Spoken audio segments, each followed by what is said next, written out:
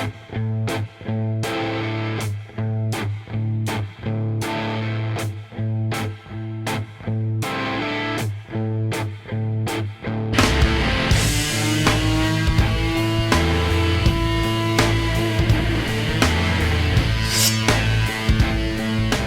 welcome into another episode of The Reckoning, lucky number 13. And we are down here in Foley, Alabama at the Foley Event Center, part of the Foley Sports Tourism Complex. And it won't be long before this chair right here is filled with a bunch of great guests. We've got several guests coming on for this episode, maybe one episode, maybe two, maybe three episodes. Who knows? We'll see how long these folks can chat. But I know we've got a great one. Don, a bunch of folks you know well. Yeah. Obviously, you were sort of the Grand Poobah down here for a while, and to use one of your terms, in Foley, and you certainly left it in good hands. We're going to be joined by David Thompson here shortly, the current Grand Poobah, if you will, here in Foley, and we're going to talk with him and his team about what makes this place so doggone special. And I tell you, just driving around, who wouldn't? If you're an events rights holder, why would you not want to have a tournament here in Foley, Alabama? You've got great restaurants, you got great shopping, you've got OWA, which is right behind us here, behind the event center, hotels out the wazoo, and oh hey, you're about a 10-minute drive from Gulf Shores and Orange Beach, Alabama, two of the most beautiful beaches in the entire world. So why would you not want to bring your event here to Foley, Alabama? Looking forward to talking with our guests today and tomorrow, two-day show, about what makes Foley so special. Great intro. Can't wait for you to meet not only David Thompson, who took a handoff from what I started, but he and I worked together as well during that interim period, and taking it to a whole nother level. This place is rolling, and I'm so proud of him and his staff and what they've done for not only this community, but for our state. The economic impact that they bring here annually is, and he'll be able to answer what those numbers are, but it doesn't matter if it's Snap Soccer, which we'll talk with them later, Leslie Gahagan over there, the director for Graham Creek Nature Preserve, the archery 3D archery is off the charts, as many events that they do. Often said years ago that the mayors from down there at Gulf Shores and Orange Beach should be sending at Christmas time gift baskets up here. I mean, think about it. We've got this amazing complex, and not everybody's going to stay here. Now, they're going to eat here a few meals. They're going to definitely shop at Tanger, but a lot of them are going to go down there because the allure of the beach is only 9 miles away. Yeah. But you've got one of the best sports complexes in the country right here in Foley, Alabama. Can't wait for you to talk with to hear David and his staff. And I'm sure you can tell there's a little pride here right now. Love this place, always have, very proud of it. And I'm so proud of what they've done since I left. It's a special place for sure. Looking forward to chatting with the folks down here in Foley. And just another one of those episodes. I think we say it every week or every time we shoot. If you watch the show, you're going to get educated. And you might hear a little bit too much about how the sausage is made. That's all right. But you're going to learn something. You're going to learn the ins and outs of the industry, and you're going to learn about what makes certain places so special and so unique. So stick around. And welcome back into the Foley Event Center. Don and I are joined now by David Thompson, the Executive Director of Leisure Services here in Foley. David, thank you for coming on. We appreciate your time. Thank you. Thank y'all for coming down here. Yeah, absolutely, man. It was a quick and easy drive from Tuscaloosa, especially early on in the morning. David, I always ask our guests just to introduce themselves a little bit. Tell us a little bit about your background, where you're from. Don's told me you're a big Bama guy, Bama grad. Absolutely. Which as a Bama grad myself, very happy to see a fellow alum doing great work somewhere in the state of Alabama. So just tell us a little bit about your background. Okay, so I graduated undergraduate from the University of Alabama, went ahead and got my MBA at the same time. Spent about 10 years in information technology, came back down here about 20 years ago, been working for the city of Foley for 18 years, started in Parks and Rec, kind of worked my way up. I'm now the Executive Director of Leisure Services, which is pretty much anything cool under the city of Foley, senior center, nature parks, sports tourism. Obviously, that's probably our biggest component, but So that's kind of a little bit of my background. Awesome. I like that. Pretty much anything cool is what you're in charge of. If that was my gig, I would definitely be bragging about that as well and making everybody else that works in the city jealous. You guys do all the boring stuff. I do all the cool stuff. But tell me a little bit about how you and Don met. I heard there's a story. That was like the last question. Well, I'm going to move it up to the front. I'm going to move it up to the very beginning. Okay. Well, again, I've known Don for a little while. I used to coach soccer when I was younger, and some of my younger girls came through the program, and one of them actually went to the University of Alabama and played under Don. Okay. I had admired Don from the sidelines when he was coaching then, but again, he was down at the SEC soccer tournament in Gulf Shores, and so when we were looking to start this initiative, the city reached out, and we were fortunately able to get Don to come in. So, we've been, since he walked in the door, I mean, there's always been an open communication partnership, and we were very fortunate to have him to help us get everything off of the ground. He's being way too kind, but I was the one who was blessed. I'll tell you what, I am very, very lucky for the time I was down here, especially getting to meet this guy. I was nothing but a soccer coach. This guy, you heard his background, the technology part, the data-driven that we're talking about now in decision-making for sports tourism, the stuff that we hear about in sports ETA, this guy was way ahead of the curve. And I'll tell you one more. I know now that what our questions are, I'm going to jump ahead like you just did. I look at the best in the business with parks and recreation and sports tourism. That's our buddies up there in Salem, Virginia. Yep. This guy right here was doing it just as early as they were, or almost as early, but he never got the credit he was due. It was a collaboration between what he was doing here in Foley and the folks down there at Orange Beach Gulf Shores with baseball, USSSA, and correct me if I'm wrong, but they have ball fields down there. They had the money down there for sports tourism. But they needed more parks and recreation, or more ball fields, and this guy jumped into the mix in a big way. And then I was fortunate enough when I got here to be introduced to David, and there was a collaboration early on. He went to some of the conferences and conventions. I didn't need to teach him anything. He's like, okay, where's the convention center? Where's this? Okay, what time do we get? And then he was at the table for just a little while. I saw him buzzing around all over the place. So I was the one who was very blessed. And then when I left here, I'll say this to anybody who'll listen. Yeah, I was part of building this thing, and I'm so proud. I'm getting chills talking about being down here. But the handoff, it was so seamless. And what he's done and what his staff has done, taking this place to a whole new level, I mean, I couldn't be any more proud. So there you go. Thanks for moving that from the bottom to the top, man. It seemed timely. I said, why not just make question 10, make that question 2? Why not? It's just anything to keep up the flow. But to kind of, carry on, I guess, with that flow, Don gave us a little bit there, but how did you, get really kind of dive feet first into sports tourism specifically? I know it's not your only initiative and the only thing that you're tasked with in your current role, but the sports tourism aspect of it, how did you get started in that? Well, it was kind of interesting. As he mentioned, we were doing the baseball and we partnered with Orange Beach and Gulf Shores. One of Don and I's mutual friends, Danny Martin, was really instrumental in making it all happen. Mm-hmm. Danny, we were actually after the oil spill that happened here, we were looking at what could we do to make us more resilient for situations like an oil spill.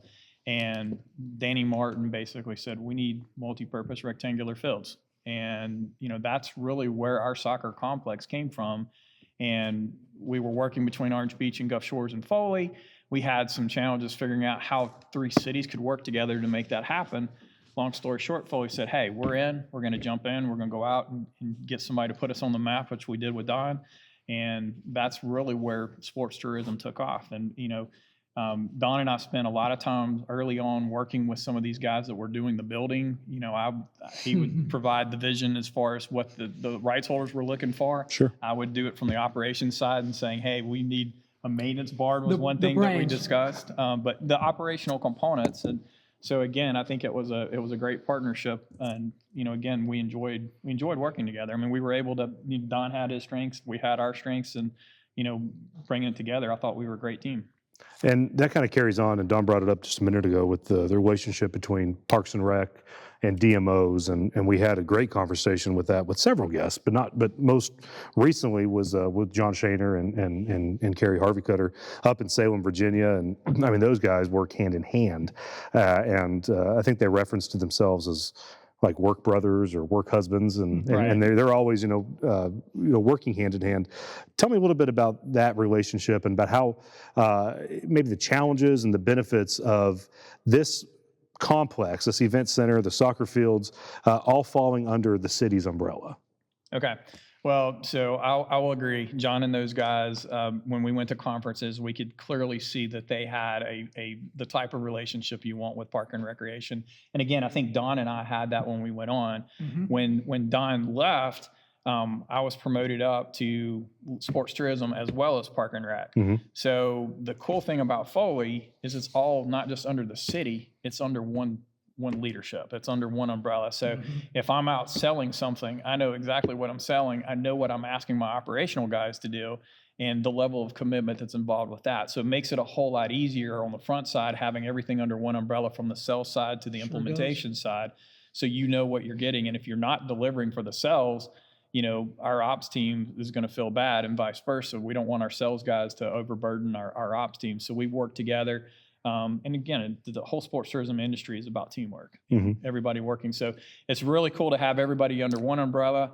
We don't meet on a daily basis, but there are times when the sales folks come down and say, hey, what do you think about this? Does this fit with what we do? But it's a good balance because everybody is on the same team. Well, that's got to make events rights holders just feel so at ease. If I'm putting myself in their shoes, I'm going to, all these conferences and I'm talking to DMOs, and it's easy to tell when there's a disconnect between a DMO saying, yeah, we want your business, but then Parks and Rec saying, hold up, we can't do that. And it seems like that is just not necessarily, I mean, I'm sure issues arise, but it's when you're able to, like you said, work lockstep, hand in hand, that's got to make it so easy. And that's part of what, in my eyes, as a, outsider now looking in and talking to you for the first time, that's got to be part of what makes Foley so special. The other thing that we did too that I didn't really bring up was when we started this, we were very intentional about what this was going to be. And we started out, and I know Don was a part of those conversations. We're trying to figure out what are we going to name ourselves? Who do we want to be? And we said we want to be the Foley Sports Tourism Complex. And that's making a statement that this isn't a Foley event center. This isn't the Foley complex. Okay. It's specifically for tourists to help drive the economy. And that's something that we've seen when we did early visitations to Montgomery and some other places. They were very specific about, well, we get all kinds of local requests for, we want to do this, we want to do that. Other than maybe the prom in this building, everything else is focused on making sure we're driving the economy and the tourism. So this isn't a gym, we're in here today, we're preparing to set up for our next event. But there are other facilities that are trying to operate 5 days a week in addition to the 2 days on the weekend. We don't do that. And you can see, again, when you look at our fields are actually better today than they were when they started. And a lot of that has to do with the fields are specifically for driving the economy. And so, again, sometimes with our residents, we get some concerns, but the economic impact that we're producing more than justifies investment in what we're doing and why we're doing it. Plus, I would add that if you take a look at the Parks and Recreation complexes, that he's got, they're first class too. I mean, you don't really think about Foley, at least back in the day, where in the hell is Foley, Alabama? We did when we went to conventions. We would take the bird's eye view of the United States, we'd zoom in, get them to Alabama, we'd take a look at the water, bring them back 9 miles. We were trying to educate folks nationally, where is Foley? Now, Alabamians know, folks in Mississippi and Louisiana and Florida Panhandle, they know. But what we did is when we got our event rights holders here, we would do more than just take them to the outdoor and what the indoor is going to look like. We took them over there to Parks and Rec. You know why? To show them how first class this was going to be, because that was already. And so I think that, it just goes to show that with John Shaner and Kerry Harvey-Cutter in Salem, they worked hand in hand. And, it's funny what you had mentioned a second ago. I remember going to the first few conferences, and we were tag teaming along, and he would actually look in the calendar and say, hey, we've got that open. We can do that. And so oftentimes it would be like in other cities I work, I'd have to pick up the phone and call, do you have this time available? Sure. So, it really did work in the early days, and you can see where they are today. Well, I mean, just kind of continuing on talking about what makes Foley so special, and I want to give you as many opportunities to brag about your destination as possible. We've already talked a little bit about the facility itself, how first class it is. We've talked about the relationship that you have with, all the elements that make an event great. But beyond that, outside of this complex, what makes the city of Foley so special? Well, I think in the past, and when Don started, we were really 10 miles from the destination. I mean, the beach, as he said, we would go down to the Gulf, and then we pulled back 10 miles. Well, we've now got an indoor amusement park right by us. Mm-hmm. And, having OWA and doing the public-private partnership, we sold that early on. A lot of that was conceptual, but it's grown. And you can walk from the fields to ride a roller coaster. That's a pretty cool thing. Not many locations have that, and you have a hotel on site as well to be able to walk to the facilities and then walk to all the things that go on in downtown OWA. It's really impressive. So we've been very fortunate. And a little bit more on the rec side, we do have some other recreational facilities that we use, but they're rec first. And so once the season's over, for example, with baseball, softball, then we get into that season where we're leveraging to bring some of those people from out of town. Same thing with the Graham Creek Nature Preserve. I think y'all are talking to Leslie tomorrow. We have an amazing asset for a municipality. It's the by far the biggest nature preserve in the state of Alabama from municipal complex. And we are very fortunate to have some of the events that we do there. But we're doing it, again, around our need periods, and we're not trying to do it in the middle of the summer or anything like that. So, again, driving what sports tourism is supposed to do for our community.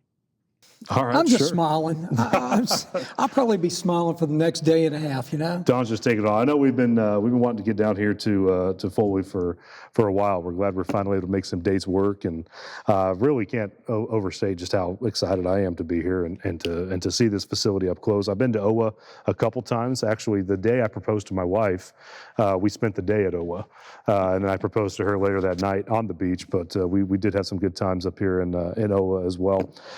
Tell me a little bit about some of the new initiatives that are upcoming. We went over and had lunch earlier at Baumhauer's restaurant, which is just right down the road, and we went around the soccer complex, and we noticed a little bit of construction. Looks like they're putting in some new streetlights over there around the new complex. Tell me a little bit about the growth, the new initiatives that your organization is putting together. Okay. Well, we're focusing on some of the recreational assets first, but that hopefully we'll be able to leverage some of those with sports tourism. We're building 12 pickleball courts. So hopefully, again, we'll have a couple tournaments a year with pickleball. We have 10 sand volleyball courts that are currently being built as well. Sunbelt had reached out to us to ask us to run the championship. We have a partnership with them in multiple other sports. So building those 10 more sand courts, I think, are going to be great. We're always looking to expand. We're always looking for additional land. We're hoping to bat onto this at some point in time. But again, right now, our biggest thing is just continuing to keep doing what we're doing. We're filling up the weekends that are in the off season, and we want to continue that business as we move forward. Those are two that I wasn't able to get accomplished, pickleball and sand volleyball, and he's got that taken care of now. That's important, especially for somebody that's getting ready to put a number 5 on their license plate here at the end of April. How far of a drive is it from Lillian to here? Is that 20 minutes, maybe. 20 minutes. And so the pickleball, will that be open to community play? Absolutely. So it's first and foremost a recreational asset for our city. We run 3 pickleball tournaments a year inside here, which is awesome. So not having any kind of weather dependency. And we've been very blessed with that. But again, adding 12 additional outside courts, we may have an indoor-outdoor event. We may have an outdoor-only event. And then, again, the indoor events we'll hope to keep as well, especially in the off-season. You mentioned the sand volleyball, and I remember back in the day, and I don't know if it's still going on, but Orange Beach Gulf Shores has owned NCAA sand volleyball championships. Right.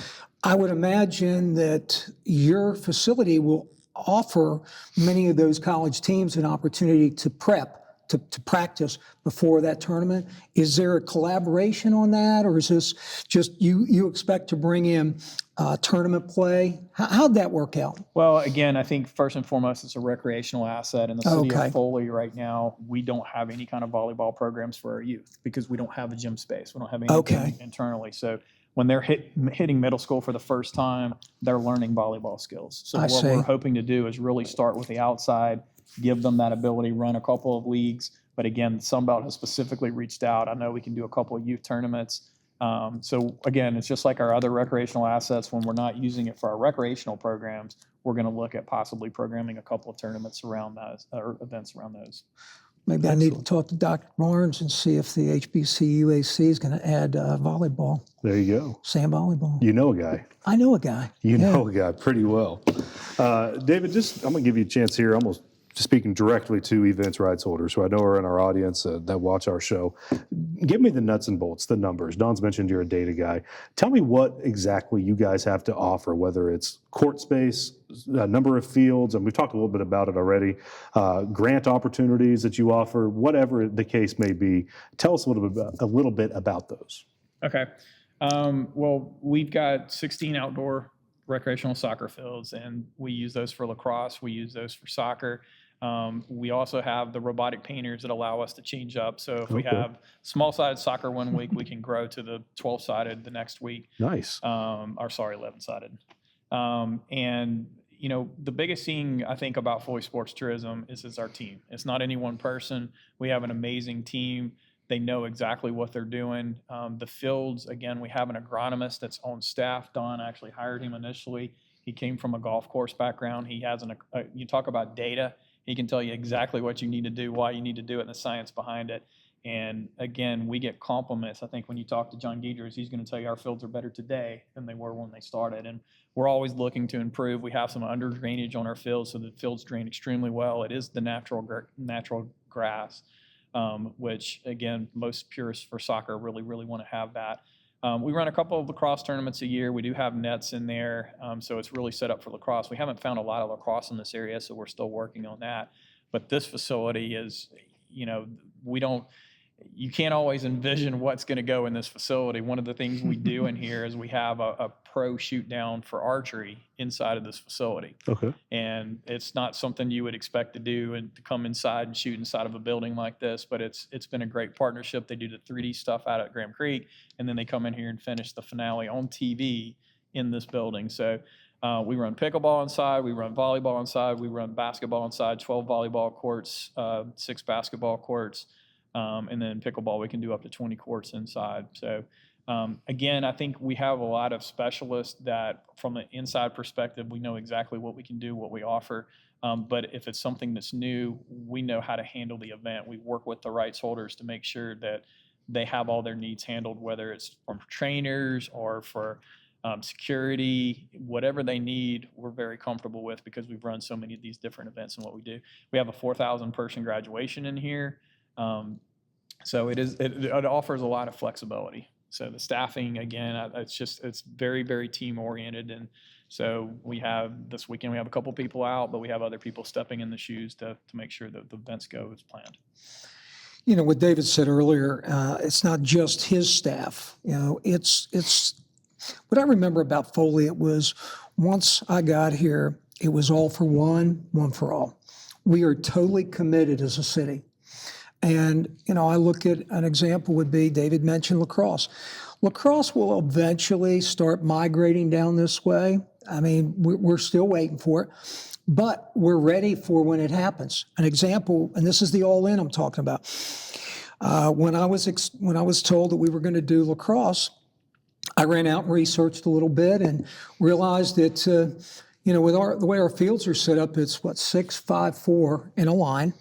And you've got the walkways behind the goals. Well, a lacrosse ball, I mean, if they shoot that thing, it can go as high as 80 miles an hour. We had to get protection along those walkways. And there was no question about it. They were all in as a city council, city manager, all of them. We got to get to netting. I don't know, $300,000 later, you got first-class netting all the way, protection. I mean, I could go on and on about the sports that we've put on. I remember back in the day when, when I first got here, it was called Blue Collar Country. And then things changed, and OWA came in a big way, Porch Creek Indians. But one of the things we did from a marketing standpoint is there were people still questioning whether this project was going to happen. We did a go-kart race, okay? Well, not go-kart, I'm sorry, it was lawnmower racing. And I will never forget, there's a guy named Eddie Boy Warner Turf, and they came out and they skinned an area. We brought in portable bleachers, food trucks, all those things, and we ended up doing lawnmower racing. Do you know that a lawnmower can go up to 65 miles an hour? We marketed it just because we knew we weren't going to make a lot of money off of it. I think we lost money, but it was a PR move. Yeah, it was a PR move to let folks know something's getting ready to happen. Yeah. I remember a time where I couldn't land for the life of me Tough Mudder, and we land in Tuscaloosa. We landed it here, but unfortunately we had some snags, and that went away. But what happened from it, the good and the bad, was that we landed a huge archery event. And that archery event has built to the point where this is probably their favorite place to be. And it's not just because the facilities, it's his people. It's the people here. They genuinely love the idea of what this complex could bring economically. I mean, look at the real estate value in and around this area. I mean, it's a great place to be, to live. But one thing for sure, and I'm jumping on my soapbox here, I do at least once a show. Truly, when you talk about hospitality and the friendly people, you get that right down here. And the service part of his team, I mean, I would put this group against anybody, any places that I've been, because they go above and beyond to try to welcome our guests. So anyways, I was sitting there listening to you earlier, and that's when I was dumbfounded for a second. I was thinking about go-kart racing. Yeah.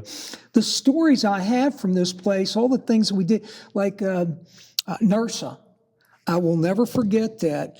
NERSA brought 96 teams from all over the country for their championships. And we had to come up, they were doing a site visit, and to determine whether they were going to bring it. And we ended up putting together one field, staged that field with the sod, and they actually announced that they were going to come here. We didn't have the other 15 ready, and we pulled it off. Let me tell you, that was because the mobilization of the people that work for the city and those contractors that were part of this project, they all came together. So that's why I'm so proud of David and his crew and this place, and I'm looking forward to being back here come May 1st.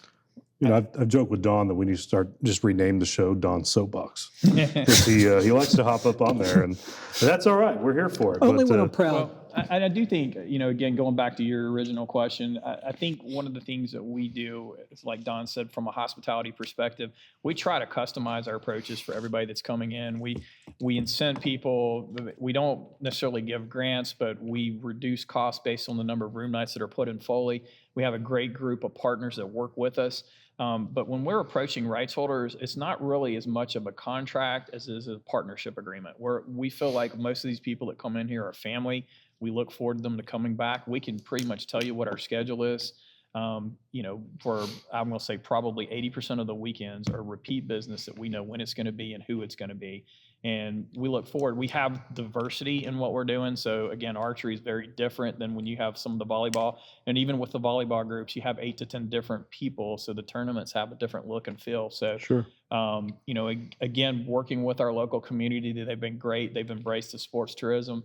Our hotel's the same thing, but within Foley, we have everything within 5 minutes. I talked about the walking distance to OWA, but when you have a Tanger outlet across the street, when you have all of the 100 restaurants within 5 miles, the convenience of Foley is awesome, and that's what we want. A lot of times I hear people are having to stay at a hotel and drive 15 minutes to get to where they want to go. Yeah. You don't have to do that at Foley. You've got everything within 5 minutes. So we've been very fortunate. That, to me, the biggest thing is making sure that we have the right partners. We want to be the right partner. We're going to tell you what we can do, and we're also going to tell you what we can't do. Sure. So we're always very direct up front. And if it's a square peg going in a round hole, we'll say, let us help find you another location that's a better fit for you. So we've done that multiple times. We've got a lot of partners around the state. Sports Alabama works together. And so we've been able to pass some of those off, and it's worked really well. But again, going back to kind of Foley and where we started, it was Don Staley, and it was, when you're building a sports tourism program, your first years aren't going to be break even. It's building that reputation, building that branding and the name recognition. And again, that's what Don brought to the table. He walked in the door with instant credibility, which gave Foley instant credibility. So then we were able to take that, build on the successes that we've had. And, again, not everybody here, lawnmower racing is probably not something we're going to do in Foley again, but it's something that put us on the map. And like he said, Tough Mudder brought us archery. Archery is one of our signature events. We're bringing 2,000 archers in the middle of February in Foley, Alabama. And this is the first shoot of the year. When you talk to the archers, this is where they want to be. They want to be in Foley, Alabama. When you ask the other locations and destinations, when they're courting the archery folks, they say, well, you need to talk to Foley. This is what we do in Foley. That's who we want to be. Sure. And the difference that we have is we don't ever rest on our laurels. We always ask, what can we do? What can we do better? How can we make this work? We don't want to do the same thing over and over again. We want to figure out ways to innovate. And, again, Sunbelt soccer was another thing Don brought to the table. We weren't finished with our complex the first year we ran the Sun Belt Championship. But again, Don had that reputation that, hey, we trust you. We know you're going to move it forward. And we've seen that with all the events with Sun Belt. We tell them the first year, hey, we may not get it perfect, but we're going to continue to work hard to get it to where it needs to be. And again, we improve it every year. So that's, again, a little bit about what we do here. Well, I like what you mentioned about not resting on your laurels. When I first got here earlier this afternoon, there was a city utilities truck parked out front. And on the side of the door, it had the City of Foley logo, which is a tree. I don't know what type of tree. It was a tree. And then underneath it, the words, "The Forward City." And it seems like you guys really kind of live that here. You guys are, like you said, not resting on your laurels. We talked a little bit about lacrosse. The fields are lacrosse ready, even though the lacrosse business hasn't been booming, so to speak. But when it is, and it's going to migrate south, you're going to be ahead of the curve. You're going to be ready to welcome those groups, and well in advance of any other facility in the state of Alabama. And that's got to be something that you can really hang your hat on as being a forward leader in what is the so-called forward city. Well, the other thing that I like that we do is we really start at all levels. So we have the youth, we have the high school, and then we have the collegiate in almost every major sport we have. Our cash cow outside is soccer. We know soccer inside now. Inside it's volleyball. And we have all three of those levels available. And we have signature events in each of those age groups. So, and again, having those right partners and making sure that we bring them back and treat them right, that's our goal, is just making sure that you have those partnerships, those relationships, those family that continue to help us be successful. It's a win-win. It's not just about us, it's about them too. We want to create those memorable events so when people come, they want to come back to Foley. So one of the things we do, I'd say 4 times a year, we have a park buyout on a Friday night. And so these teams are coming in on Friday, they're going to an amusement park, and then they're playing soccer or volleyball the next day. And that's pretty cool, especially when in the November timeframe. You're not going to be able to do that in 90% of the country, but you can still do that in Foley, Alabama, and it's still the type of temperature that you want. A couple quick things before we end this segment. I look back at some of the things that you had mentioned about back in the day. We cast a wide net. And now again, I mean, big respect for David and his knowledge and his intelligence, and he truly was ahead of the curve on data and whatnot. I was a college coach. I was a recruiter, and that's what I did.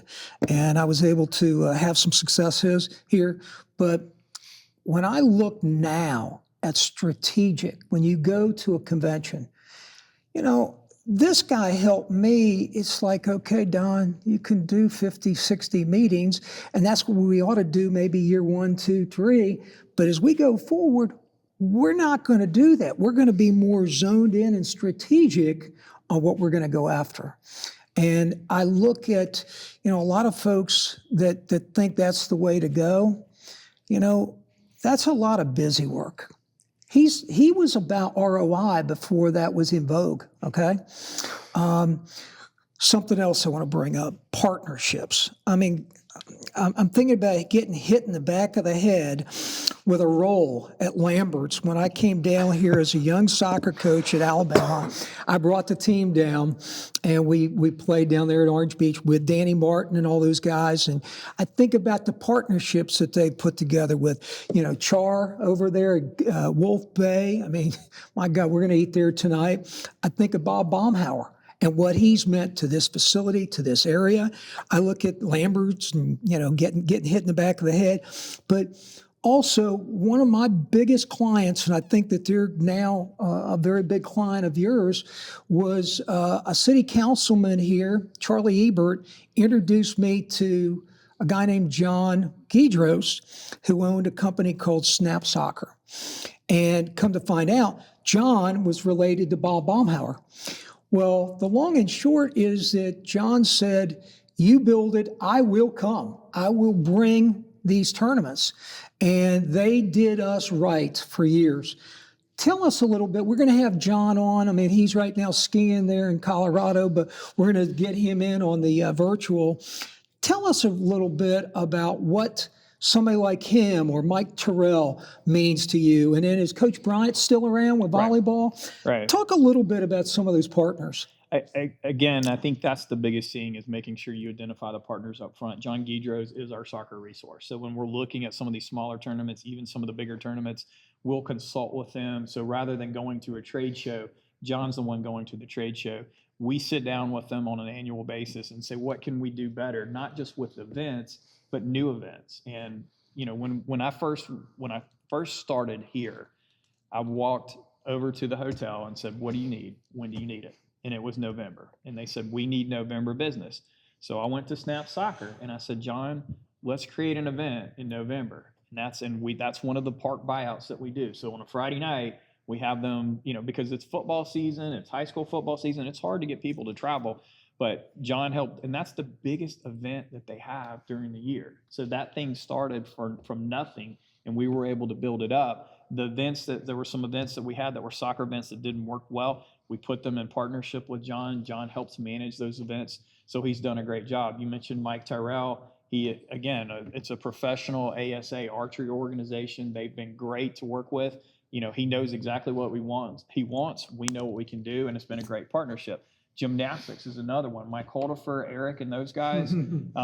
Again, they are the leaders. People. They are the leaders in the industry for gymnastics in the state of Alabama, and they bring sectionals. And we've been working with them since the very first event we had in here was a gymnastics event, and they're like family. When they come in here, we look forward to seeing them. It's always a great event. I mean, again, I don't want to say we have a brother-sister relationship, but we know each other. And so we know our quirks, we know our dysfunctions, but we love working with them, and they're so well respected. Same thing with Coach Brian. Coach Brian has helped us establish our volleyball programs, and the directors that he's brought from his programs are amazing. And so we're able to work with them. I'm so glad you said that. And I'm going to look right here directly to anybody out there that is thinking about building facilities and whatnot. They did it right here. When you have Mike Thompson, Jeff Rousey was part of that, David Thompson, the knowledge of the city council, they allowed for us to bring in future possible rights holders to give guidance on what you should build, what they need. I mean, you just named John Guidros. He went to school. He told us some things that we should get. The Holdefers did the same thing. We had the community college system came down and told us some things that they would need. If you're getting ready to build a facility, check your ego. Actually reach out to possible event rights holders and let them tell you, because they're the boots on the ground, what they need, not what you think they need. And we listened here. And I mean, again, I am what I am. I'm a recruiter. I'm a carnival barker. I'm this, that, and the other. When you have academics in the room, when you have common sense, and by the way, on the tourism perspective, he was doing the tourism, hospitality, customer service, all that stuff before that was in vogue again. And your tournaments.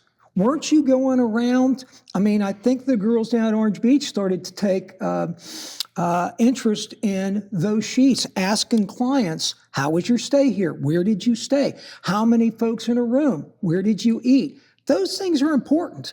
But, and I now will get off my soapbox, I cannot tell people out there enough.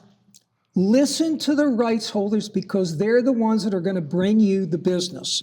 They know what their needs are. Like an example, breakout space, important. How about this? Crazy as it may sound, kitchen space, hospitality areas for your officials. Anyway, now I'm off the box. I'll have to have Jacob animate a little Don soapbox transition for whenever these arise. I don't know if I'm not talented enough vocally. I would start giving a little little jingle or something. Don soapbox, and then it just cuts to you. But one of these things, we've talked about this a bunch. Pretty much, it's been a theme throughout the entire interview, and it's a theme that's recurred throughout the entirety we've done this podcast. We're 13 episodes in, relationships. It always gets brought to the forefront. And it seems like you guys have really hammered that home here in Foley, and you guys really place an emphasis on the relationships in Foley. And certainly it's paid dividends because this facility is fantastic. It's outstanding. I'm really looking forward to getting back out there today and tomorrow and seeing some more of the facilities. But before we wrap up, there's an old television trick. I was in television for a few years, and I learned at the end of an interview, you always want to ask the person you're talking to, is there anything I didn't ask that you want to say? And you'd be shocked at how much good content, just great answers that I get out of asking that question at the very end. So I want to kind of wrap up with that. What did we not cover that you want the folks to know about Foley, Alabama, and Foley Sports Tourism? I think, and I know Don referred to it on the citywide side, but I can't say enough about the team that I have in place. I mean, it's from the sales to the operations to the custodial staff. When you walk into these facilities, it's always at a level that it needs to be. And so all of these are 7 or 8 years old. You would not know that walking in. And again, it's just been a blessing that our city council has invested this amount of money, but it's also, again, a teamwork thing. We truly have each other's back. We work together.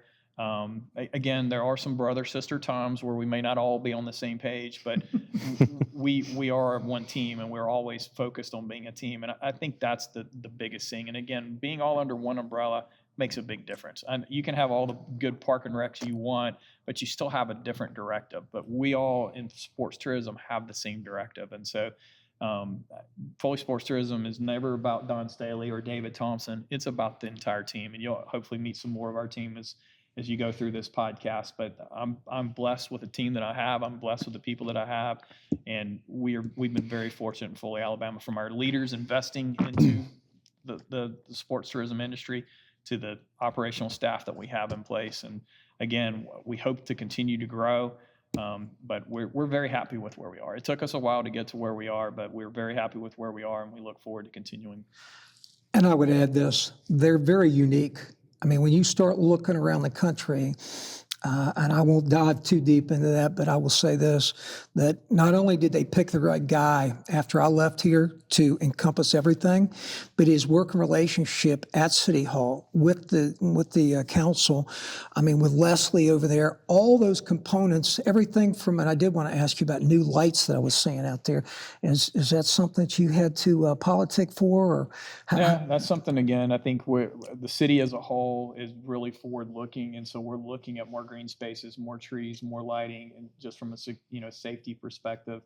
And I will say, and this is probably something we should have covered a little earlier. When Don left, I was appointed to come in and help and figure out what to do. And we were actually going through an RFP. We had a couple RFPs to take over the whole thing, which would have essentially outsourced this from the city. And when you deal with the people that Don had on staff, it was almost like an instant family, and you could see the teamwork and all the people and the resources. So, after about a month, I'm like, okay, I could do this. I think this is something I love these people. I don't want them to go to another potential outsource group. It makes a lot of sense to keep all this internal. I made the pitch to the mayor. We had a leadership team that worked through the transition, and, I reported with them weekly, and I just came in, I said, guys, I can do this. Let's put all these people together. We can run this as a city staff. And again, when you go to other facilities and you want a tablecloth, it may cost you $5 or $10.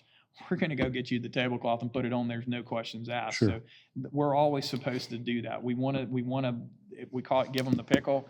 We always want to make sure that we exceeded customers' expectations when they come in. So that, again, I think that's what makes Foley unique, is just having that teamwork. And that's why I'm here.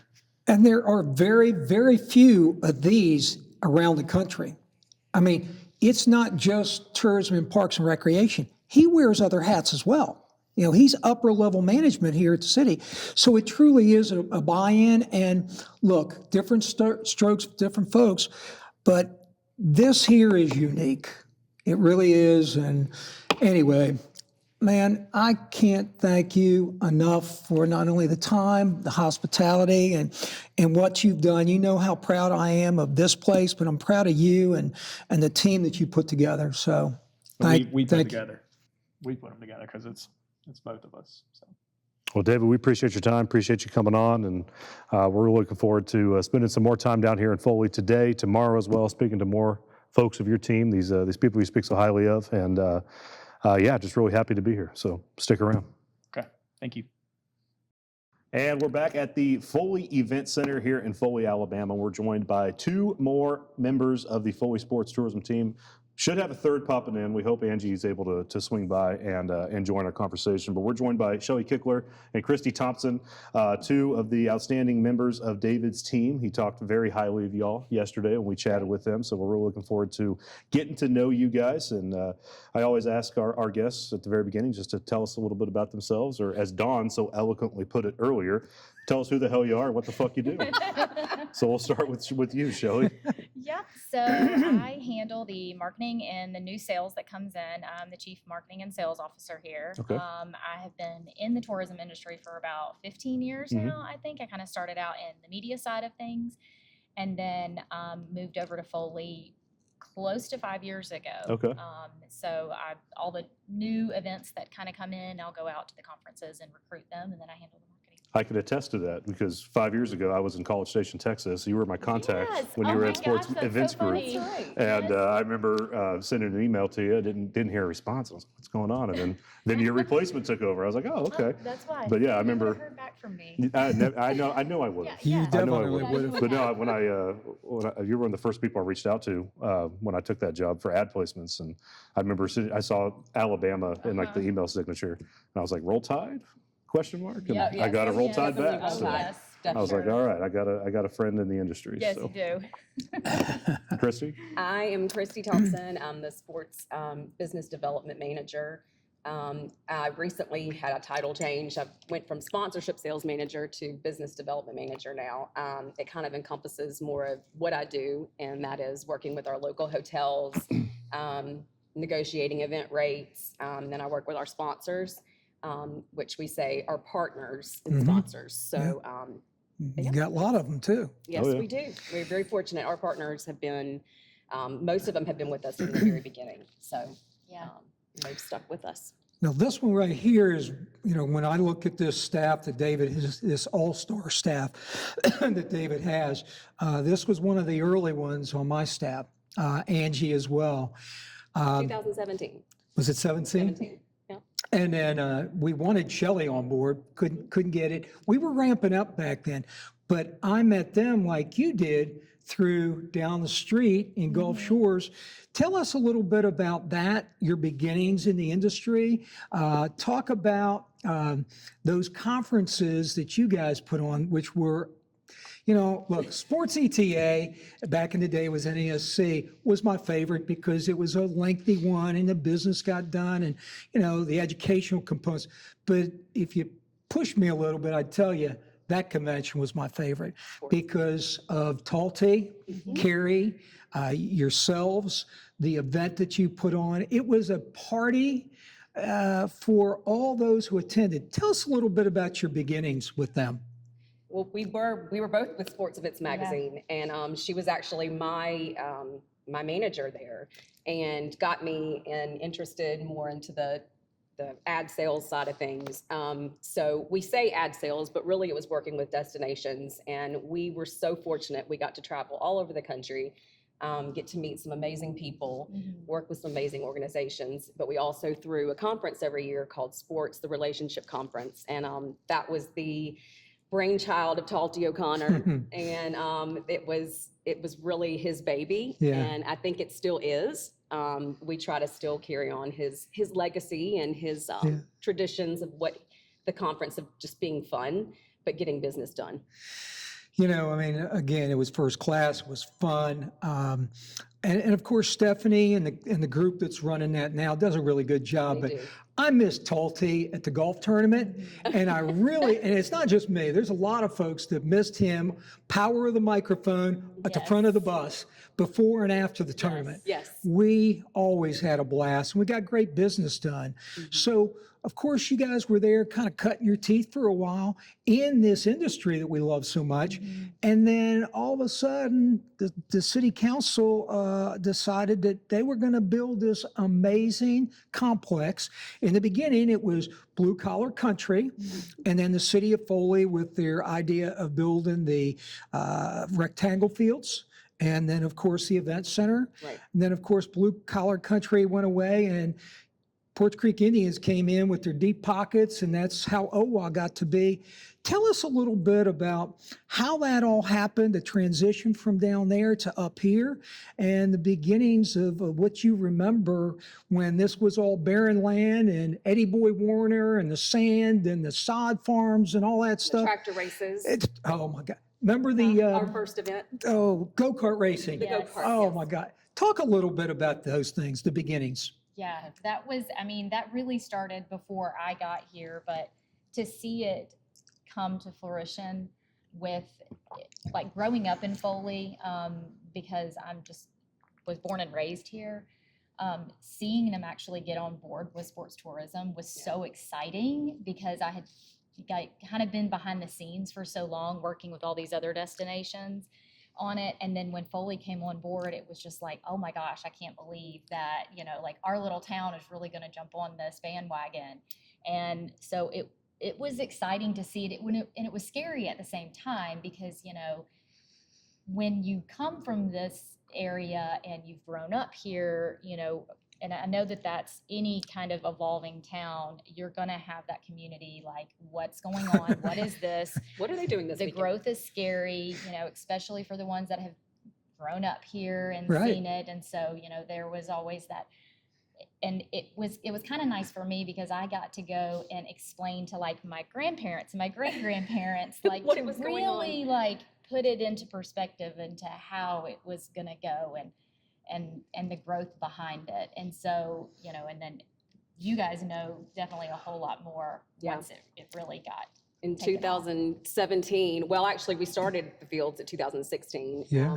And then, so we started at the event center September of 2017, and our first event was Bama Bounders Beach Bash.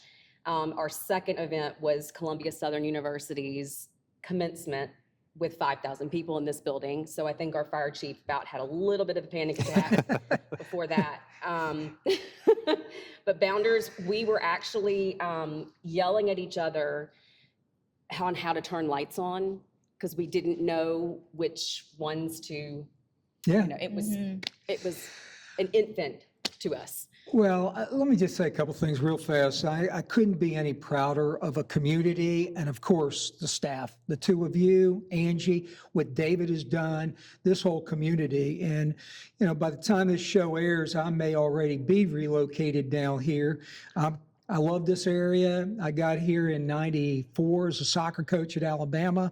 One of the first trips I made was down here. We were doing clinics and camps and preseason, and then the SEC tournament. And so I love this area. I wasn't here for the opening of this building because I went back to Tuscaloosa as a CEO and We FaceTimed with you. we did. And but of course I was involved in a lot of this, but honestly, the booking side. We had folks that were exceptional, horror program management. Mike Thompson's one of the smartest guys in every room he walks into, and he and Jeff Rousey and the council did a great job. So there's a lot of the nuts and bolts of this beautiful building that I really wasn't part of. I was part of the sales part of it. I can tell you a lot about out there, but you said something earlier about the community. I will never forget. I was going to a cleaners here in the area, and they were nice. But one day the owner says to me, "Who are you? What are you doing?" I said, "I'm here for the project, the Foley Sports Tourism." He went, "Oh, I heard that was going under." Don't they all? And I was like, I came back and we were talking about this, that we needed, wish you were on board with us back then, we needed to get the folks around here excited about some, and that was actually how we did the staging of the lawnmower racing. Right. Little did I know, lawnmowers would actually go 65 miles an hour. We skinned that track, we created something, we put in portable bleachers, and I remember we did an event over at the sod farm, the lacrosse event. We had to set that up. We kept doing stuff to make folks over here understand this is happening. Right. So Yes. you're right, in the beginning there was a little resistance. Right, yes. But now you look at the property values that have gone Right. up around here, the economic impact that y'all have brought. Right. I mean, it's amazing. And educating really the community as to what we do, and for them to look out there and see, oh, the restaurants are packed today. I can't go out to eat with my family. Oh, another soccer tournament is in town. And we don't want them to feel like that. We want them to understand what we're actually doing, and, the jobs we're supporting. And how it's benefiting And how it's benefiting them. too, You and- have to have your communities buy in. Yeah. Well, That's been a common theme with a lot of our guests that we've had on the show on the DMO side, and it's something I've always said, and something I worked on a little bit when I was out in College Station, was what's good for tourism in turn is good for the community. Right. And Don mentioned the property values going up, and I mean obviously Foley's a destination for a lot of folks because it's proximity to the coast, and I mean it's a beautiful city, but that is such a huge part of it, and that economic impact, it helps everybody. Yeah, it is. It's Speaking such of the a- economic impact, real quick, we've got somebody that helps to run these tournaments that just showed up. Can't wait to have Angie join us. I'm going to grab another chair. I got one right here, Don. That's okay. That's all right. Here, Hello. I'll bring this. We'll slide that. Coming to the party late, right? That's all right. Well, again, our show, we always do stuff on the fly. We have no problem. They're getting ready for a big event. I know that we're going to have John Guidros come on, and probably Nick Cooper from Snap Soccer. And I'll let the girls talk about him a little bit. He's in Colorado with his family right now, but that guy was a mainstay in the early development of what we were doing down here. Well, they've got, and I'm going to let Angie talk about that. We'll let her introduce herself and we'll tell some stories. But this guy, John Guidros, he's bringing in a major tournament here this weekend. And then we'll also be talking later on maybe the third component of this show with the Kitelingers and Mike Holderfer from Bama Bounders. They were instrumental in a lot of what we're doing today down here. So welcome. It's good to see you. I'm Angie Sullivan. I am the operations administrator, and I started events in 2006 and met this lovely gentleman, Don, in 2014. Gentlemen, that's a loose term. That is a loose term. We stories to tell about that, but I thought he was dirtback Don. I didn't know he Well, was a that's right. I'm gentleman. hoping that Daryl shows up, because the quick story on Daryl was he comes over and he says, huh? You are not in the show. That's okay. They can hear me. They can hear me in Alberta. We're not going to move.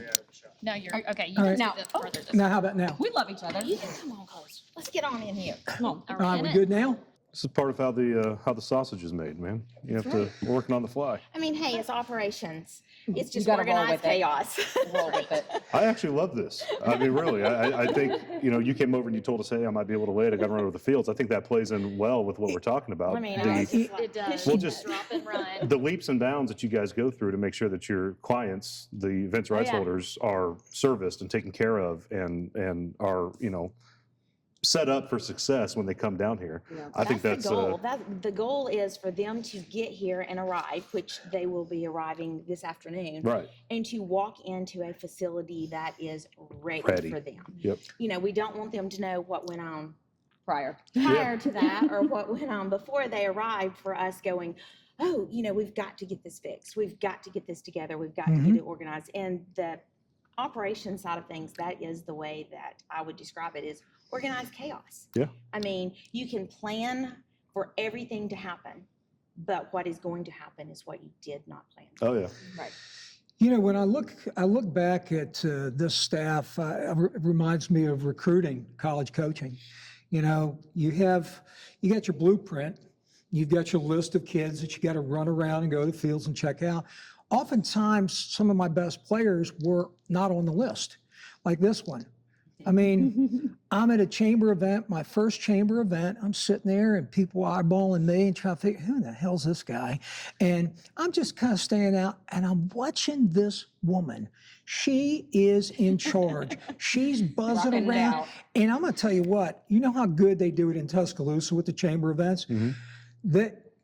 This one right here, every bit as good or better than what they did in one person show.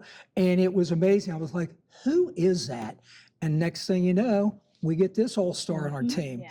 And before we talk about them and the You fought events, for me for a while too. I was recruiting. Did for all of us. I was recruiting, and like the two of them. And we're not going to talk about you, Daryl.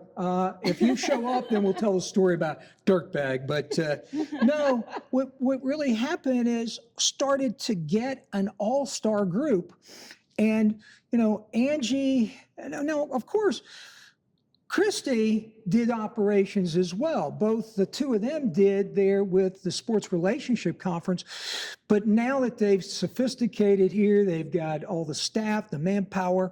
Now everybody's in the right seat on the bus. Yes. We just said, hey, if we can get on the bus, Yeah. get on the bus. Yes. And then we'll we can swap rearrange once we seats. get there. And that's what David has done. He's got everybody in the right seat.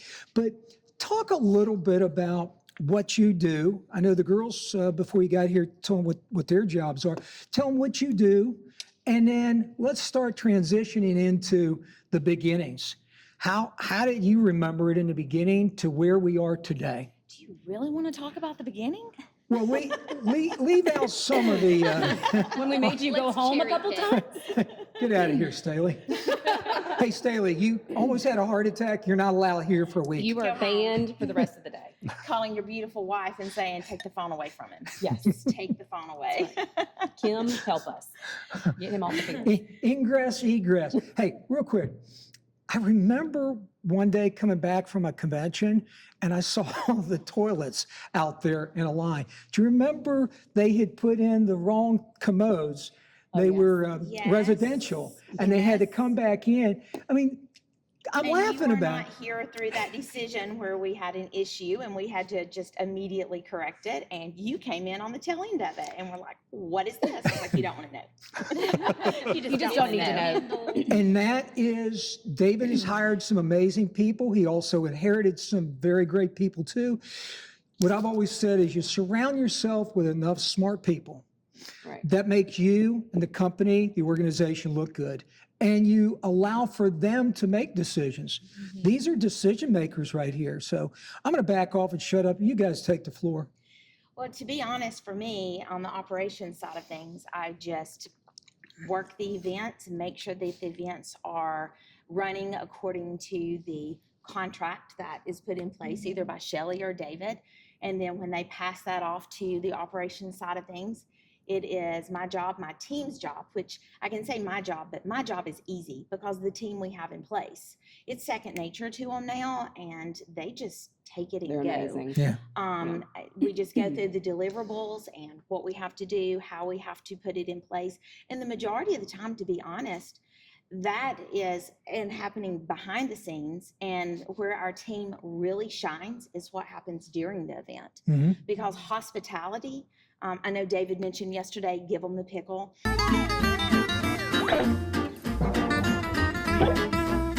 This is an old video from, I say the 1970s, but it's probably newer than that. Probably 80s. Called Give 'em the Pickle. And, that's what we really push here is hospitality and Southern hospitality. We want our visitors, whether it is a visitor, a spectator, a parent, a grandparent, or a participant, we want them to walk onto the complex, no matter where they're at. If they're at the fields, the event center, or anywhere in Foley, and be welcome.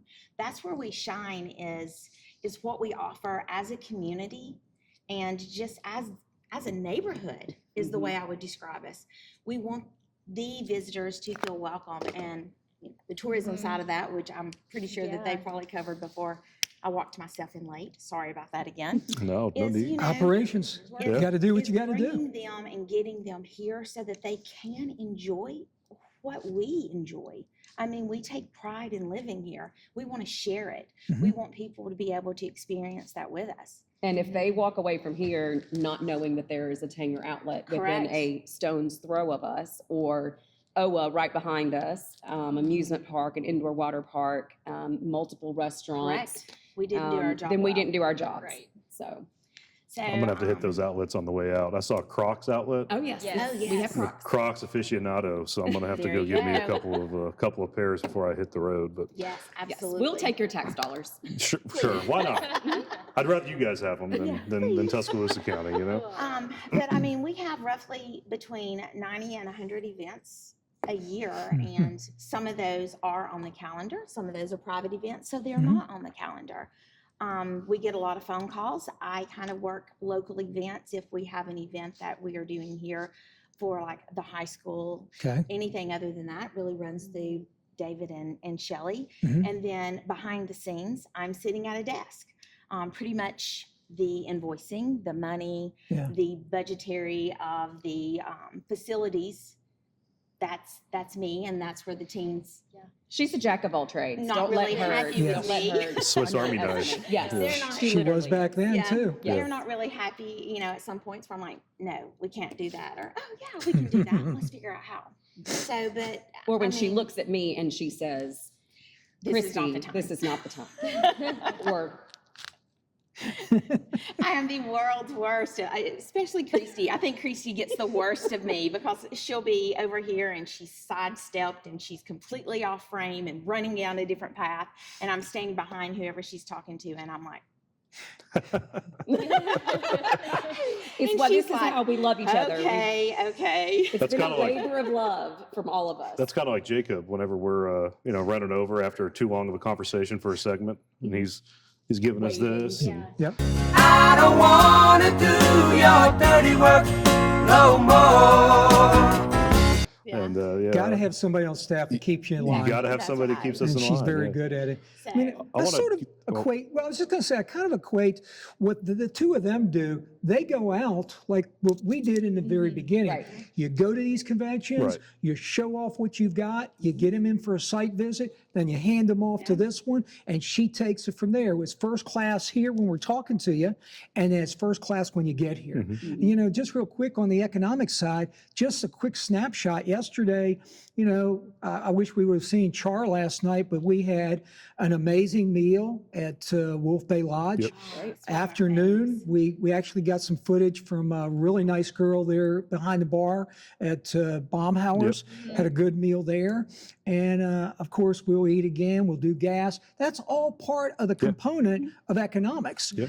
But the economics are great one-time spend, but they're better if you have the hospitality Yep. so that you continue to get them to come back. And you'll find with this show, when you meet some of the other event organizers, it's not just they're bringing back their one event. I mean, you look at archery. Multiple. John Guidros has probably got you about 4 or 5 soccers by now. More than yes, that. more than yeah. that. We're at 8 and 9. Wow. Wow. And how about Eric and Mike? How many gymnastics? Between 2 to 4 a year if we As do many as regionals, we can yes. fit in our schedule. And we love We them. love them. And then Mike Terrell. Oh, one of my yes. all-time favorites. Yes. Love that man. He's got a few events too, doesn't He he? does, yes. Wow. So a lot of economics and a lot of great relationships. I mean, that's what this industry is about. It is. It's the relationship business. Well, and we want them to get here and stay here and shop here and dine here and buy their gas here. If we lose them to another area, then it's harder to get them back. So if we Right. can do the good job in the beginning of getting them here, having a great experience while they're here, then they come back multiple times a year, say some of these volleyball Yes. events and soccer events. And then they're automatically, okay, well, we're going to book at the home too because we know that Brent at Yes. home too is just fantastic. He's you going know, to take care of us. Going to take care of yes. us. So it's the relationships. Yeah. And you know what they sell when they're out at the convention selling, when the rights holders that they have sold to comes on site, if we don't deliver Yeah. what has been sold and agreed to, and that's not happening on my watch. I mean, Right. what is promised is what is going to happen when they arrive. Right. I remember that she always got the part about our industry talks. They talk to each other. Oh, yes. And you don't deliver. It's small. It very gets niche out. industry. Yeah. And One what thing you do about for this, one, you do for the other. Right. yeah. And one thing about this is they always have gone above and beyond with the hospitality. So, you know, and they've also taken care of, very well taken care of the event rights holders because we want them to be happy. Right. And so, And they become family. I Yeah. mean, especially you're like Tyrell. I Yes, mean, Yeah. they're our family. I mean, Bounders, you know, they come and celebrate holidays with Yes. us. Yeah. They come to my house for Thanksgiving. So yeah. Well, that's what I was going to ask earlier. You know, you hear about musical artists asking for like only a certain color M&M in their Yes. trailer or in Right. their dressing room or whatever. Right. On the operations servicing side of things, Yes. what are some of the more outlandish or Some of I'll our use that term, hotels. outlandish. What are some of the craziest lengths you've gone to make sure that a client has been happy here? We have gone shopping You don't have to at name names. Walmart in the middle of the night to buy what M&Ms and what was the chewy candy that was specifically Rolos. requested? Rolos. Rolos. And I mean, at midnight Yep. when we're shutting down the fields before the event starts at 6 a.m. the next morning, you are going to the store, loading your buggies up to meet specific demands and requests. Yep. Or buying Publix out of their flowers. Yes. Buying every Yes, single arrangement that Publix had. They were thrilled about it, but we Running the realized country and buying Yes. little Yeah. American flags. American for, flags for Memorial all over Classic. the- Yes, for race basketball, and- going, yep. you know, above and beyond to put out the red, white, and blue when we have a Memorial Day Yeah. event. Yeah. And those are those So- little touches though that make people is. come back. They remember that. It They is. remember, Oh, oh, they'll remember. Angie Trust went to me. And they Walmart in ask the middle for of it the the night next to get morning. the, They yeah. ask for it the next day. Yep. Did you keep They will that? never But then you're forget. prepared, right? So you Yeah. can shop, you know, the night know before. They as an organizer, you know that they have so many other things on their plate. Right. So whatever we can do to help alleviate that. Yeah. Right. I mean, that's one of the biggest things I think we learned too, just being on the media side and coordinating the sports conferences. You know, one thing we looked for, it wasn't necessarily fun, like the funding. We needed help. Like we Yes. needed boots on the ground. Yep. We needed that extra support, and to have people from these other destinations come and help us stuff welcome bags Yes. or Yeah, whatever. yeah. It was just, it was so. We were so thankful to get that because that might have meant an extra hour of sleep for Yes. us. That Yeah. night, you know, Right. So Yeah, yeah. and so it we works. get that. It works the same way here. I mean, Mhm. it takes a village, and we are very blessed that the city is our village because, well, it's not just the city; it's the community because we rely on The senior center does our partners. bags. Yes. Yeah. Mhm. And then we have partners and sponsors that help us. And, you know, I don't want to use the term bail us out, so to speak, but there They are have. times where we Mhm. have to go to them last minute and say, hey, this is where I'm at. This is the situation that I Right. face. And it's knowing who to go to ask for that. Right. And the community steps up. I am so glad that you brought that up because you know something I remembered when I got here, it was an all for one for all Yeah. with over at the city. And oftentimes with organizations like, you know, other places I've been, you have to ask for fire and rescue and maintenance.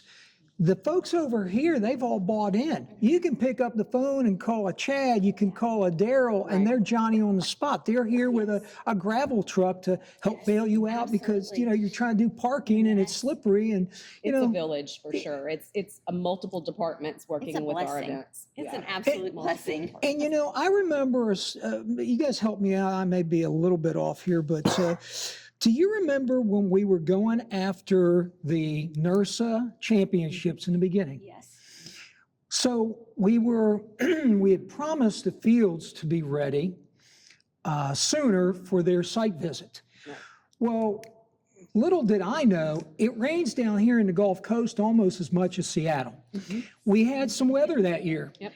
Lots of heavy rains. So and I remember I was up in Gatlinburg, I was checking out what's the place? Zach and Van. It's Yeah, Smoky Mountain. Rocky Mountain. Rocky Mount. Yeah. Yeah. So I'm up there checking that out, kicking the tires on their event center. You know, I was going a lot. I was kicking tires at different facilities, getting ideas. Anyways, I get a phone call and they said, you know, I'm not quite sure we're going to be able to pull off that one field. We were going to do a press conference. We were hell bent on doing a press conference to announce we were going to win NERSA. Well, Eddie Boy Warner somehow was able to pull it off, and this was right around, I think, Christmas, Thanksgiving. It was in November, yes. And he was able to somehow get those sand trucks. They got the sand down. They put down the sod. It was like a day or so before they flew in. Yes. And we brought the podium out there, Yes. praying that they were going to say yes. But that's an example of Foley. It's an all for one. Everybody's all in, even the contractors. Right. And they had this beautiful field laid out, and they announced right there that they were going to bring it. 96 teams from all over the country. And it's almost like how I pitched it years ago for the SEC tournament to City Council in Orange Beach. It's not just the immediate spend that these kids are going to come in, these teams. It's that they will come back years from now with their families in tow. And you know what? Those 96 teams that came to Foley that first year and all the other teams that have come in since, they are future visitors to your area and maybe even business owners or people that'll buy houses. Right. So Absolutely. I remember that story. It always puts a smile on my face because I don't know how we pulled it off. It's almost like the lawnmower racing when Oh, I was remember the so- lawnmower races. I was That's my first event. Yeah. I was here. sweating Thank so goodness. bad on that one that we were going to have to give refunds because we only got a little bit of the event in. And sure enough, Eddie Boy, he's got a skinner and he comes and he skins the track again. We're back to racing. In the middle of the event, we took a 45-minute pause and he made it happen. I remember you calling me, this was before I was here, was like, where can I get hay bales? And I'm like, I okay, forgot about I that. gotcha. I gotcha. You I did got get that. it because we had to do the perimeter with hay bales to create the track. Yeah. Yeah. I remember Nice job. worked the it first out. lacrosse tournament, same thing. You know, we're calling people, hey, can you bring your vehicle? We actually made a circle of vehicles and turned our headlights on so that they could finish the tournament. The stuff Do we what you did have in to the do. beginning. Do what you have to do. Oh, and I Improvise. have one. The girls will know this. Can I see your fondant? Oh, no. No, Jesus. Are we ready? Yes, I'm Are we ready. ready? So when Don would walk up to us and we knew he was coming towards us at an event and he was about to lay into us for something, you pick your phone up and you point and then he'd go, Good job. good job. And then he'd haul ass somewhere else. Or either So, he'd ride by us and go, you okay? You okay? And you're doing this We're number. good. We're And good. then off he goes on his orange Kubota. Kubota. I was looking for that Kubota yesterday. I didn't see it. I was hoping it was still around. You wrapped it out pretty You well. wrecked that Kubota. And I think a few of us Have actually gotten thrown out of it. took a flight or two off of the Kubota during events. I First wasn't. time of archery. I yeah. wasn't known for my skilled driving, was I? No, Was a man but on a you got mission. there. you should have Yes. lost your license. It's a You good got thing he there wasn't on one of those quickly. lawnmowers. Exactly. Yeah. Can you imagine 65 miles per hour on Yeah. a tractor, on a lawn Terrifying. tractor? They Mm-mm-mm. were bladeless. They take the blades. Oh, off? yeah. I think so. Okay. Yes. What do you guys remember? What's your favorite thoughts in the beginning? And then do me a favor, as we'll close this out, talk to folks in Vermont or in New Hampshire or Wisconsin, wherever. Tell them what makes this place so special. I know the people, without question, the hospitality. These facilities are top notch, but tell them the extras about why this place is also so special. So take us through, what do you remember in the beginnings, and tell them about why it's special. For me, I remember walking into this facility and you going, this is where all this stuff is and where it's going to be and how it's going to look. And I was just like, it's a sod farm. It is a sod farm. We are selling dirt. He is selling dirt to the world. With a bunch of trailers. My office was actually a trailer. Yeah. My office at a time or two was my vehicle. And actually, The field house. the field house and the communications closet, which was literally a closet, like a 3x3. I forgot closet. about It that. did have air conditioning in it because during the summer it was Yes. extremely nice to have. And the that. spiders loved it. The spiders loved Yeah, I dwelled in there with the spiders. Yes. I mean, and from my side of things, as far as what we offer, what we are, and why you should want to be a part of our team, is because that is exactly what it is. You are a partner. And to me, once you join our family, you are family. Yeah. So we Yeah. welcome you back. And that is a statement that I use a lot of times because we do have repeat events Right. and they are on a waiting list. And then we have them wanting to bring other events in and it just doesn't fit the calendar. But I'm like, you're family. And so when they're coming back here, I'm like, welcome home. Welcome back Wow. to Foley. Love So that. I see it as family. I don't know about you two. Yeah. I think just the knowing and being honest with ourselves, the good, the bad, and the ugly. And in the beginning, it was difficult. I mean, we on multiple times actually slept in this building. Yes. In our yes, offices. we have. So we had Yeah. back-to-back events, and then we had events outside and inside, and Or walking into a facility and not being given any information. that's why I on told him about the facility lights, and not about even knowing how to yelling turn and them off. saying, Yes. yeah, how do you Are turn they the lights on? Are on? they off? Are they Hey. Yeah. But it really did make us close Yeah. as a team, and We grew up together. We I mean, did. that's it was a labor of love. Yeah. I mean, this is our baby. We've is. raised it to where it's We've raised at, it. and we're still just I toddlers. love Yes, that. we are. I mean, you saw my smile yesterday. Look at the smiles here. Oh, yeah. I mean, they eat, sleep, breathe this place. They love Yeah, it. we love what we do. Yeah. You have to. You Yeah. have to have passion for sports tourism, or it's not the job for you.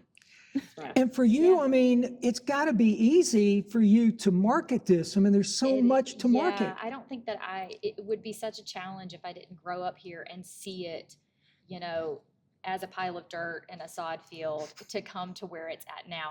I remember coming in this building for the first time and was like, oh my gosh, like who would have thought Foley would have had would have that. this? I remember being in high school, it was like, I can't wait to get out of here and I'm gonna, go here and there and then to turn around and come back and so many other, you talk to the kids here and they want to be here. They see the value They of it. Yeah. see how much it's grown and the potential, and it's exciting. And just like we had talked about earlier, having your community on board with that Yeah, is, right. they can make or break you. So just they can be your biggest advocate, and so having them understand the industry and how it's benefiting them, and really making them a part of this from the get-go has made a huge difference. We definitely have. Do you remember back in the day when we were trying to get people to understand that, number one, where Foley is, Right. and I that think we somebody thought actually we were in have Foley, beaches? Michigan a couple Yes. times. I'm like, no, we're not in Michigan. We're in I Alabama. remember the first video we played at the convention. We did a Zoom. It was the United States, and we zoomed in on Alabama, and then we went down to the Yes. beach, and then we brought it back 9 miles. And I mean, it was like, oh my, they got beaches in Alabama? Yeah. Yes. And, Video.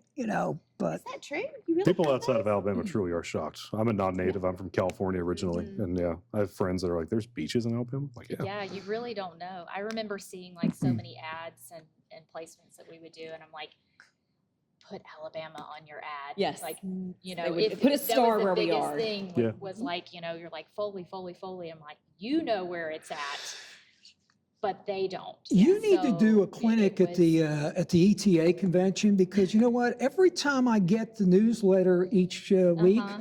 you read the stories, but you're looking on there and going, why don't you put Minnesota or Wisconsin, Right. wherever? Because you're wondering, where is this They place? know, but They- you don't know. Yeah. Right. You know, so just identifying that is so important. Yes, it is.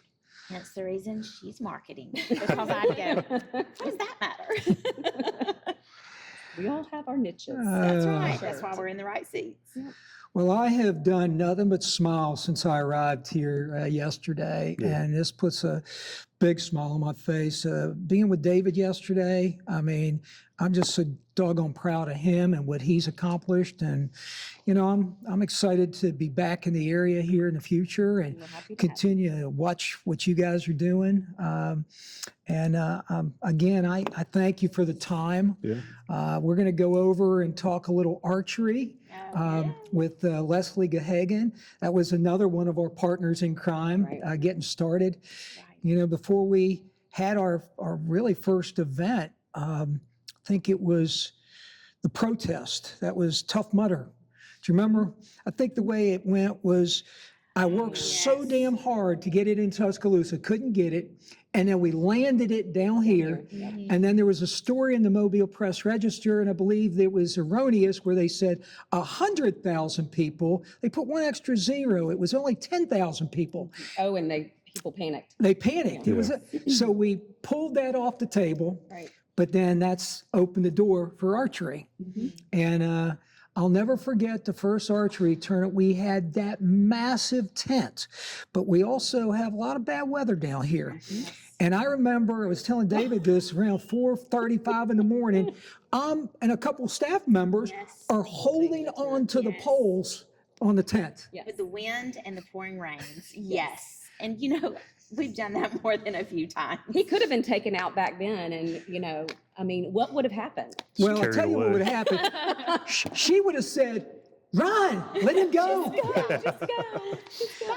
Oh, Parasailing, my God. you know? That's right. Yeah, you guys can Well- add that to your list of offerings. Oh, yeah. You can go Archery, parasailing with 3D kids. archery. I mean, and again, this is, and I'm not on my soapbox, but maybe I am. You are. All You stay up young there, ones. Don. You stay on that The soapbox. young ones out there watching this in the industry, your mentors are the ones that will help you. The archery came about because of my mentor, Jack Hughes from Visit Gainesville and the Gainesville Sports Commission. He's the one that invited me down to take a look at archery. So I was able to get it in Tuscaloosa. I worked it hard. I ran around, bugged Mike Terrell like you couldn't believe. We ended up landing it. When we landed it, it was my last day in Tuscaloosa, and I'm coming down here, okay? Well, then Mike loses an event in another city, not Tuscaloosa. I didn't steal it. And so he ends up bringing a big event here because of these folks here and Leslie Gahagan. And then, of course, the rest is history. But that was because of a mentor. Yeah. And so I couldn't recommend highly enough, not only Sports ETA, get heavily involved with that, but the other conferences out there. Right. So, And it is a lot smaller than what people think. You know, there's not as many decision makers as what people think as well. There's a lot of destinations, but when you come down to the event rights holders and the relationships that you established back in 2016 and 17, that we have kept them, you know, each and every year. And you've been our mentor. I know mine, and we can say that we appreciate you and what all you've done for us here and how you've been our biggest cheerleader from the very beginning. yes. Yeah, that makes a big difference. well, us it's on the easy rally. to be a cheerleader for people that are so first class as people and workers. I mean, these are some of the best and brightest in our industry right here, and I'm so damn proud of them and what they've accomplished. So thank you for the compliment. I know what you say. I don't take Don doesn't like compliments. He loves to dole them No, out. he looks away. He doesn't even want to look at He you loves when to you dole say- them out, Yeah. but yeah, he doesn't like to hear doesn't. them. So But, But no, we're very, very fortunate. well, so, okay, who do we have? It's Guidros. What's the name of this tournament coming up today? Is the Shootout Boys tournament. Shootout And we Boys. have 170 teams. And we are expecting some weather, so that adds to the challenge. But, you know, they're great to work with, fantastic. Had the weather call on Thursday afternoon. They've revised and updated the schedule based on how we think are the predictions for the weather. But, you know, it's always a prediction. So, and then you just go for it and you make the best of what you can. And so Make chicken salad out of chicken shit. it's going to be a fun weekend, a nice wet weekend. I'll There have you my go. rain gear here and be prepared to go. We have an event inside as well. We have the volleyball tournament this weekend. That's got 70-ish teams. Yeah. I remember in the beginning when they were parking pretty much anywhere they could because the tournaments were so big. And now you guys have you know, you've got this event center operation with big events. Then of course the soccer fields. I mean, where do you put them all? Some people make their own There's parking still spots parking all still. over the Parking is Sometimes it parking is. is still a logistical nightmare. So I'd be pulling what hair I have left out. You would definitely not make it through we it, would Dawn. absolutely stick with the Dawn. You need to go home. You need to go. Yeah. Bye-bye. Don't even You look just over choose there. your battles wisely. Yes. And some of Parking it is was, just like, parking would get this one. Oh, it would get him. I didn't I like them mean, on my grass. He would be And standing there going, why are you doing that? Why are you doing that? I'm like, There was a giant oak tree over at our fields, and he would sit under that oak tree. We'd always know where to find him if we Yes. couldn't find him. yes. And he'd be sitting there just stewing, watching the cars That coming is a in and out. fact. That is a We're fact. like, just no. Taking 2 and 3 parking spaces used to really get me. Oh, that still And the pisses other, me off. and the other yeah. one that got me the most under that tree is when I would see them throw trash. Oh, I It know. crawled all over me. Yeah, I Don't was get me pretty started on OCD that. back then. Very. Yeah. You're not OCD now. I'm like, wait. Maybe a little bit. He's OCD. I think he's just mellowed a little bit. We've heard a lot of Coach Staley stories on, Yes. throughout He's the definitely mellow. throughout the length of this podcast. I mean, so. a few conversations we've had over the last few weeks. I think you're still a little OCD. Yeah, it just never goes away. No. Hey, I'd be remiss real quick. I mean, obviously I've got the All-Stars right here, but Rhett Brown, let me tell you something. One of the best, Amazing. like this crew here, one of the best hires I ever made. He's a agronomist. Those fields, you saw that yesterday. They're pristine. They're beautiful. Pristine. They're his baby. Freddie and name some of the other ones that I had. We've had Chad Rabin, who started as an intern Yes. with you. Good He one. was. And then he was your first intern. Became an event operations manager with us. And he's Yeah. still with the city. He took a promotion and Good headed for off him. to a different department and is making his own way. That's great. It's awesome. Cam is here. Cam, yep. Cam is still here. Cam's been with Doing us from well? the Good beginning. for him. Yes. Yep. Well, look, Takes I think you said earlier, it takes a village. And you guys does. certainly have quite a team here. I've been more than impressed and looking forward to meeting Leslie and hearing some more stories and learning a little bit more about the community here. Yeah, we have the best. I mean, we have the best team. There's no other way to put it. It's You know- taken a while to get to the where everybody, like we said, is on the right seat of the Yeah. bus. And we've looked at other destinations too. Graham Park in Indiana was one that we actually would look very closely. We would call William Knox on the phone and we'd say, William, what did you do in this situation of this? And I know he's visited them several times. I went up to the opening of Graham Park. I tried to steal one of their employees. We brought him down here. Oh, But that was the best part. That's the best part about this industry is you can pick up the phone and you can call anybody, any of our mentors. Rick Hatcher, I could Yep. pick up the phone and call Rick and say, hey, what would you do in this situation? Schmieder, Schmieder, Yep. yes. Yeah. I saw Ray last night, Palmer. Ray Palmer, So, amazing. yeah. big guy in the business too. Yes. Yeah. Yes, and Yeah. we're family and we're all friends. We Right. also need to mention a mentor of all of ours who's no longer here with us. I always talk about the SEC tournament. Yeah. And if it wasn't for Bob Baumhauer and a guy named Danny Martin, yes. and Robert Stewart with Sugar Sands, and then the belief from the council, they wouldn't have had it for 20 years down there. No. Danny Martin, you could always pick up the phone when he was down there, and he'd give you the info. Well, they ended up stealing Danny and got him up here for a while. Just real quick, we'd be remiss. Tell a story or two about our beloved friend Danny. Oh goodness. There's so many stories. We actually have our media room is named the Danny Martin Media Room Yes. now. He took such great care of this building. He would notice things that nobody else would, and he'd get on us. You know, this needs to be right. This needs to be right. He was all about the presentation. And there was no mincing words. there There was was no sugarcoating. No anything. holding back. No No. holding back Which was whatsoever. fantastic. You knew where Yes. You Yeah. knew where you stood. and he would stand up for you too. And he was such a good mentor. Amazing. Yeah. Just to be able to tell Yes. you like, no, nobody can speak to you like that. Right. These little things Yeah. that, Taught you you needed so to much. hear too. So He's a big part, a huge part of sports tourism in this area.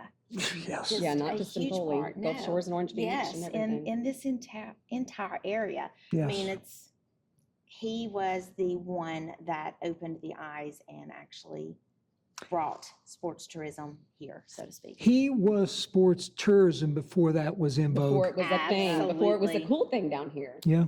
Yeah. Well, we all miss him, and you're right. He had a hand in so much of what's going on down there, and of course up here. So, we miss you, Danny. Do you guys see Candy every now and then? do. Yes. Good. Is Still she talk with her? live out where I'm getting ready to move out that way? It's closer to that Yes, area. yes, down there. she still lives in that still area. down Look forward to not far reconnecting from with us. her. Yeah. Good people. Well, Don, you just mentioned you're going to be buying a boat, right? Yes. Now that you're moving down here. My co-host is a big fisherman, so he can't wait for me to get to boat. I can't wait to come down here and see I y'all. can a bit more, totally yeah. help you out with that. That's right. You have one for You- sale, You know a possibly. guy. You know a guy. And I know a woman personally who has one that she's like, here you go. Sounds good. Perfect. Because I'm ready to downsize. My realtor is Jeremy Sullivan, her husband, Remax Yes, Paradise. Yes. So And he is anyway, amazing. It's a one-stop shop. You get a house know, and a boat from I one know. couple. Well, that's That's- what I said. We're I mean, family. We're family. We take care of each Yeah. other. And I mean, it's just Jeremy will move whatever he needs to move or do to make this guy's dreams come true. And which that's why a few minutes ago when I said a few conversations that the OCD is still there. Yes, it is very much there. I must have this. I must have this. I must have this. But Yeah. they have found it. So That's yay. perfect. And because funny we've been story, looking, her husband actually married me. Yes. To my husband. Yes. when we say that we're Again, family, We are. Family. yeah. All right, I think we're I pushing know, the hour. I Yeah. know we're pushing the time. We Oh. need to get over to see Leslie. This was Time. this was amazing. Some of my favorite people in the industry right here, one of my favorite places. So we're excited to go out there and finish up. And then, of course, we'll talk to John and gymnastics and whatnot. But thank you all Yeah, thank so you, much. guys. having Thank us. you. It's Yes. been great. It was great meeting y'all. Yes. Looking forward to hearing more from here Come in back Foley. anytime. Yeah. Come back. You know where to find us. Wow. Like I I mean, said, when he gets that boat, I plan That's to, right. you Well, know. you got some shopping to do.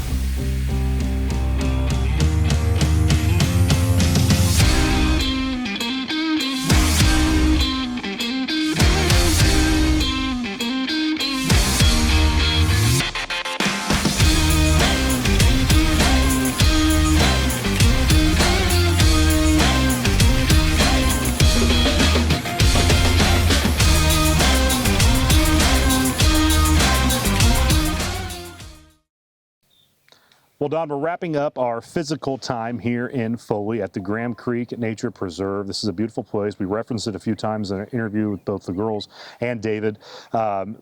Super impressed. I mean, absolutely gorgeous piece of land. A lot of things to do here, fishing, walking, hiking, and a lot of archery events, right? Sure is. I mean, one of my partners in crime when I first got down here was Leslie Gahagan, and she helped us land Tough Mudder, and then of course archery. Tough Mudder we passed on even though we won it, but the archery has been incredible for this area and keeps getting bigger. So I can't wait for you to visit, listen to Leslie and all the things that they've done out here. This place is amazing, and I've had a great time being back down here. And of course, I thank you and Jacob for everything that you've done the last couple days down here, but also everything that you've done to get us to show 13. Yeah. So glad you could make it down. This is a special place for me. Proud of all the work that was done, and glad we could showcase it. Well, we've got a little bit more coming virtually for as far as the Foley show goes. That'll be probably the third part. I'm not sure how we'll break it up yet. We'll let Jacob handle all that. He's the mastermind behind the camera and on the laptop. But it's been a great time. I'm looking forward to going and exploring the preserve a little bit and then wrapping up, heading back home up to Tuscaloosa. But it's been a blast down here in Foley. So really looking forward to that.